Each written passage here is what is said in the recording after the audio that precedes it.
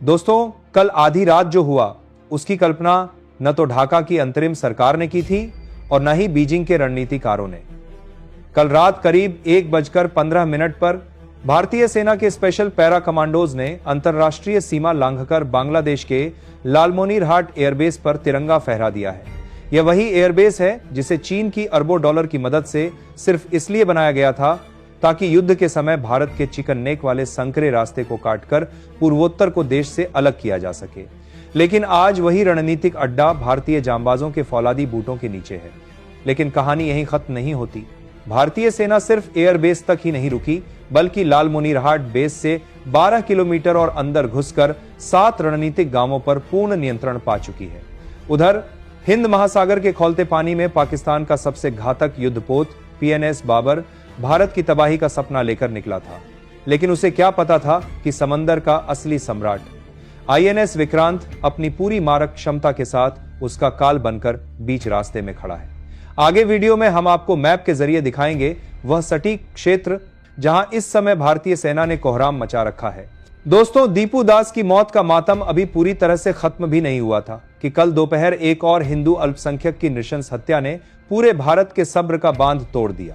किसी भी महान राष्ट्र की सहन शक्ति की एक अंतिम सीमा होती है। पिछले कई हफ्तों से बांग्लादेश की गलियों से हमारे हिंदू भाइयों, माताओं और निर्दोष बच्चों की जो चीखें सुनाई दे रही थीं, उसने 1971 की उन काली रातों की यादें ताजा कर दी हैं, जब कूटनीति की मेज पर बात नहीं बनी, जब शांति की अपीलों को कमजोरी समझा गया, तो भारत ने वही किया जो एक स्वाभिमानी राष्ट्र को करना चाहिए। दीपू दास की हत्या महज एक आपराधिक घटना नहीं थी, बल्कि यह भारत की संप्रभुता और सम्मान को दी गई एक सीधी चुनौती थी। भारत सरकार ने कल शाम एक हाई लेवल मीटिंग की और सेना को फ्री हैंड दे दिया।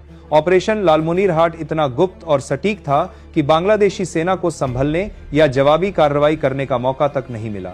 यह एयरबेस हमारे सिलीगुड़ी कॉरिडोर यानी चिकन नेक से मात्र 50 किलोमीटर की दूरी पर स्थित है। रक्षा विशेषज्ञों का मानना है कि चीन ने इस बेस को एक लॉन्चिंग पैड के रूप में तैयार किया था ताकि भविष्य में भारतीय सेना के उत्तर पूर्वी राज्यों की सप्लाई लाइन काटी जा सके। अगर आज भारत ने यह साहसिक कदम नहीं उठाया होता तो कल हमारे देश की अखंडता खतरे में पड़ सकती थी। यह सिर्फ जमीन पर कब्जा नहीं है, यह गद्दारों को उनकी औकात बताने का संदेश है। दोस्तों, इस वीडियो के माध्यम से मैं आपको भरोसा दिलाता हूं कि असली खेल तो अब शुरू हुआ है। यह वीडियो देखने के बाद अंतर्राष्ट्रीय राजनीति को देखने का आपका नजरिया पूरी तरह बदल जाएगा। लेकिन इस बड़ी खबर की गहराई में जाने से पहले मुझे आपसे एक बहुत जरूरी बात करनी है। दोस्तों, जब भी देश की शान और तिरंगे की गरिमा की बात आती है, कुछ लोग अजीब सी चुप्पी साध लेते हैं।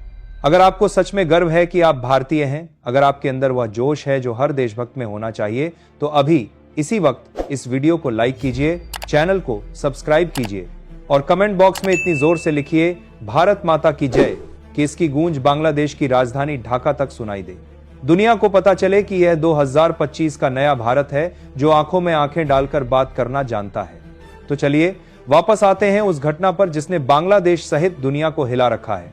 जैसे ही भारतीय सेना के बूटों की धमक ढाका की दहलीज तक पहुंची, बांग्लादेश की अंतरिम सरकार ने घबराकर अपने पुराने आका पाकिस्तान से मदद की भीख मांगी।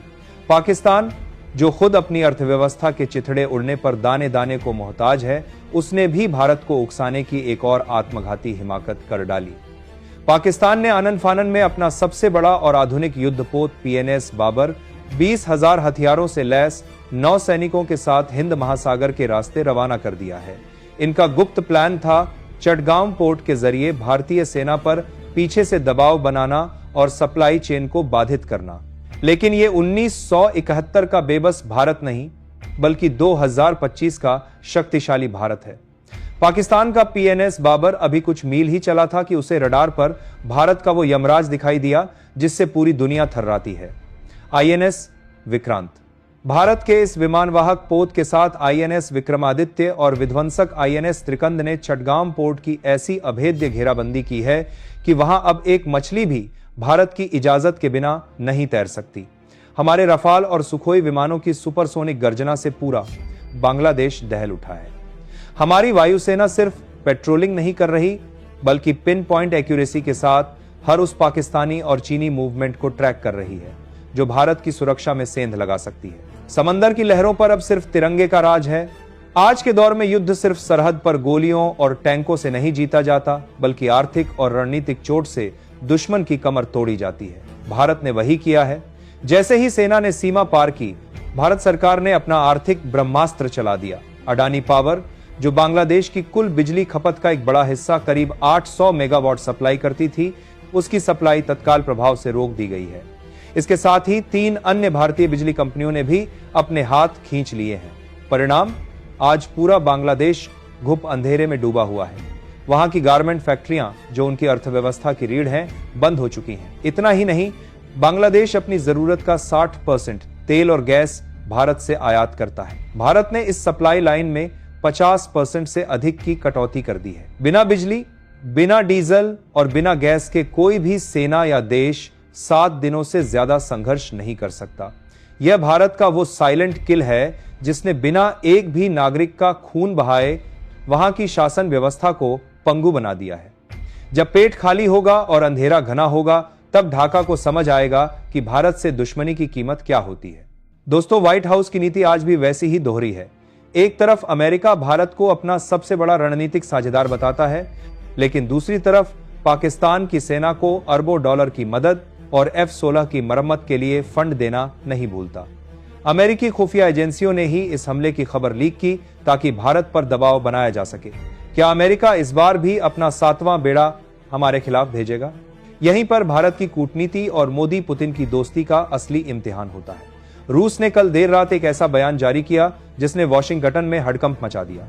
पुतिन ने साफ कहा है, दक्षिण एशिया के इस आंतरिक मामले में तीसरी शक्ति अमेरिका या चीन ने हस्तक्षेप किया तो रूस हाथ पर हाथ धरकर नहीं बैठेगा।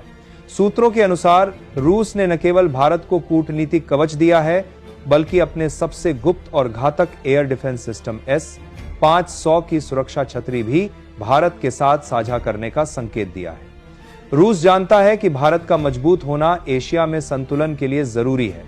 अमेरिका चाहे कितनी भी चालें चल लें, लेकिन इस बार भारत के पास वो विटो पावर है जो समंदर से लेकर आसमान तक उसे अपराजय बनाती है। दोस्तों, हमें यह स्वीकार करना होगा कि 1971 के युद्ध में हमारे सैनिकों ने तो जीत हासिल की थी, लेकिन हमारे तत्कालीन राजनेताओं ने कूटनीति की मेज पर बड़ी भूल कर दी। हमने अपनी सेना द्वारा जीती गई जमीन को वापस कर दिया और वहां की कमान उन लोगों को सौंप दी जिनके मन में भारत के प्रति सम्मान नहीं था। नतीजा, आज 54 साल बाद भी हमें उसी जमीन से आने वाले खतरों का सामना करना पड़ रहा है।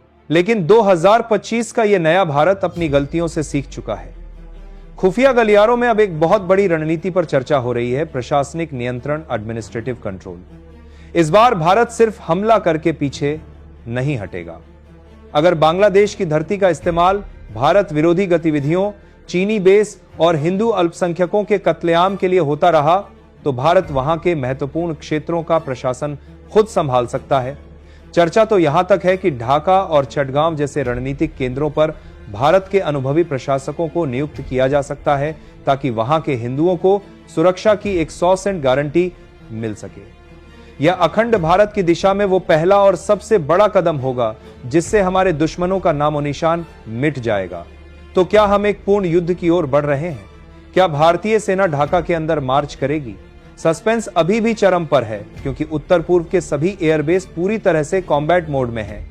रफाल और सुखोई के पायलट अपनी कॉकपिट में आदेश का इंतजार कर रहे हैं। भारत ने अपना रुख स्पष्ट कर दिया है, हम शांति के पुजारी हैं।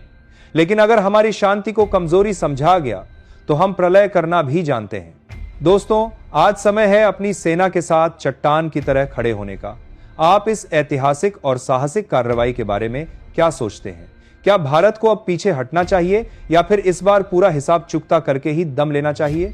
क्या आपको लगता है कि बांग्लादेश का शासन अब भारत के हाथों में होना चाहिए? अपनी राय कमेंट बॉक्स में जरूर लिखें। अगर आपको अपने देश और अपनी सेना पर गर्व है तो इस वीडियो को इतना शेयर करें कि इसकी गूंज उन गद्दारों के कानों तक पहुंचे जो भारत को कमजोर समझने की भूल कर रहे हैं। कमेंट में भारत माता की जय और जय हिंद लिखना ना भूलें। अगली सबसे बड़ी अपडेट के लिए चैनल को अभी सब्सक्राइब करें और बेल आइकन दबाएं। जय हिंद, जय भारत।